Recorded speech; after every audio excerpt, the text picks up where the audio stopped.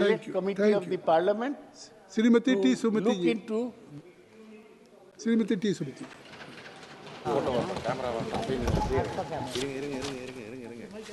Wait. Yes.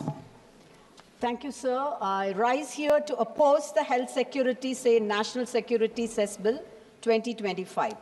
At the very outset, sir, I would like to ask Madam Finance Minister a very simple yet a profound question. Why is the title of an English legislation framed as Health Security, sir, National Security? Why is this linguistic hybrid, sir? Why this attempt to inject a certain cultural or a linguistic flavor into what should be a neutral statutory title? This is not mere pedantry, sir. As our Honorable Chief Minister, Thalapathy M.K. Stalin has rightly pointed out, language is not merely a tool for communication. It's a question of identity, dignity, and democratic participation. So a law passed by the Parliament must be accessible, neutral, and linguistically equitable. So I submit, sir, that the word, say, be replaced with for. Sir, imposing any cess or surcharge is like slitting the throat of federalism. Why I use that phrase, sir? Let me explain. The funds collected through cess and surcharge goes entirely to the union government and without any distribution to the states. The union government, sir, eyes rupees 6 lakh crore from cess and surcharge in the financial year 26 up to 10% over the financial year 25. All the states, most of the states, protest against the shrinking share of this divisible pool of tax revenues not reaching them. The Health Security, say National Security Cess Bill 2025 now seeks to levy a new cess on machines or process used in the manufacture of pan masala and other notified goods.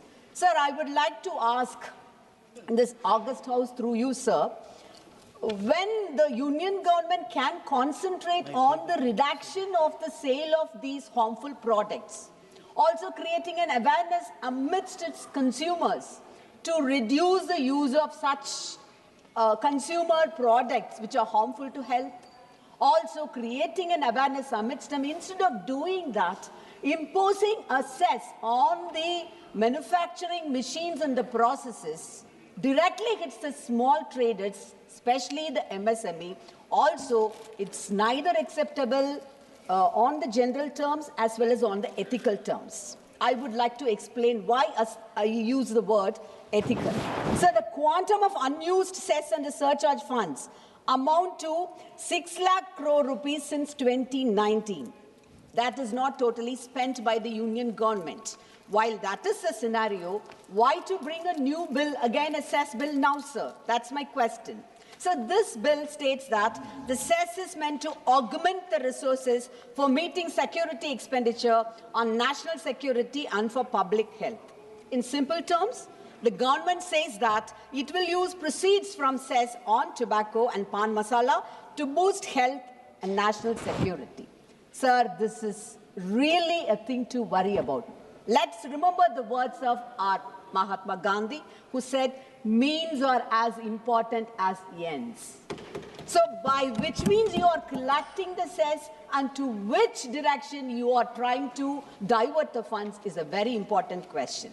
While the BJP professes that India is marching towards global leadership under the august leadership of our Prime Minister, Honorable Prime Minister, as Vishwaguru, based on the ideals of Dharma, isn't it very ironical to divert these funds, the cess, heavily laid on those manufacturing processes which are harmful for products? Isn't it really ironical, sir? Sir, let me come directly to the political heart of the bill. This government has been adopting a strategy for the past 10 years to convert taxation into cesses and surcharges because cesses do not go into the divisible pool and are not shared with the states. Sir, according to the 15th Finance Commission's report, let me make it clear here, the share of the cesses and surcharges has increased from 10 10.4% of gross tax revenue in 2011 to 12 to over 26% by 2024. This means states lose thousands of crores annually, and that is why I call it as a slitting on the throat of federalism, sir. Sir, our Dr. Annal B.R. Ambedkar warned us in the Constituent Assembly that federalism depends on the diffusion of power, not in its concentration in one center, but what's happening now, sir, it's a vice versa of it. Because this bill is another step in the systematic concentration of fiscal power, all concentrating only in the conglomeration of union government. So Tamil Nadu has consistently demanded through every pre-budget memorandum that the union reduce its reliance on cesses. But instead of correcting its fiscal imbalance, this bill deepens it. So let me say, how does it do it? This bill imposes a lump sum cess on machines and manufacturing processes, especially those used for pan masala. Let me be very clear, sir. Pan masala and usage of it are harmful for health, very injurious for health. And states should take accountability in regulating that. There's no doubt about it. But the method chosen here through the bill is deeply flawed. And let me also say, why do I make that statement? Because, sir, there is a nuanced difference. The bill taxes machines for what they can produce, not what they actually produce. Even idle machines attract the same cess, and getting any reduction is complicated. This feels less like a tax, but more like an unnecessary burden. So I call it as cessification of governance, not justification of governance. I repeat, I call this as cessification of governance, not justification of governance, because this government's favorite economic formula has three components: headline plus chess plus no accountability. We saw this with Swachh Bharat cess, Krishi Kalyan cess, health and education cess, road and infrastructure cess, social welfare surcharge, and now this bill. So I repeat, this is cessification of governance, not justification.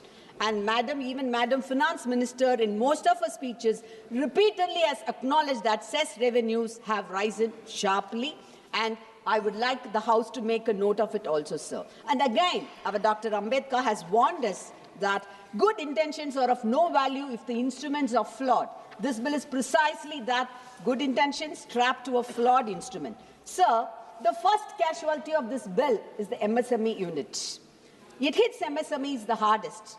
Tamil Nadu has under 10 lakh MSMEs, many in food processing, packaging and allied sectors, and they will be the worst affected sectors if this bill comes into existence. So a government should tax its people with the delicacy of an expert hairdresser, not with the roughness or the power of a butcher.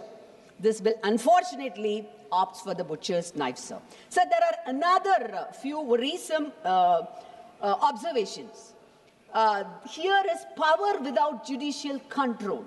In this particular bill, it contains search, seizure, arrest powers, machine sealing, confiscation, and an entire inspection regime without adequate judicial safeguards. That has been rightly pointed out by our senior colleague Dada, that it will become an Inspector Raj. So Tamil Nadu already has first-hand experience of how easily enforcement powers can be misused. We won't budget, but it can be misused to intimidate small manufacturers. The bill hands sweeping discretionary powers to officers without sufficient checks, which is a matter of grave concern.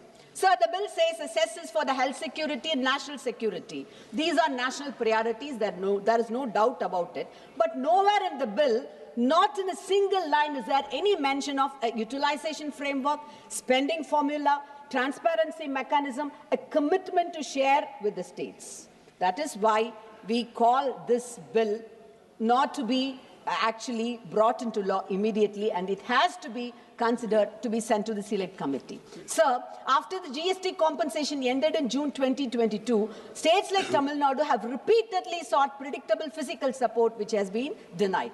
Let me remind the House, as per the CAG reports, nearly 1.45 lakh crore of various cess collections over the years remained unspent. If this government has not spent existing health and education cess funds, why should we trust a new one?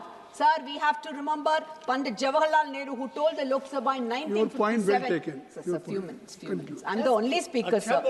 Taxation must never become a substitute for planning or a cloak for unplanned ambition.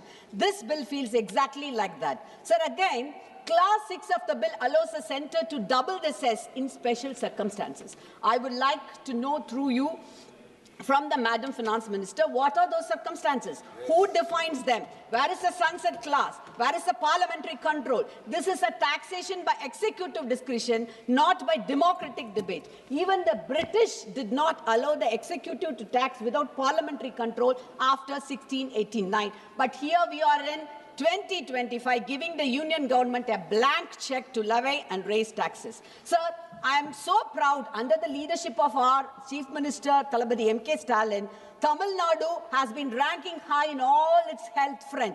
Tamil Nadu's infant mortality rate is 13, among the lowest in India. Institutional deliveries are 99% far above the national average. Tamil Nadu's public health expenditure is higher as a share of GSTB than most states. All this was achieved by our Chief Minister, not from the central cesses.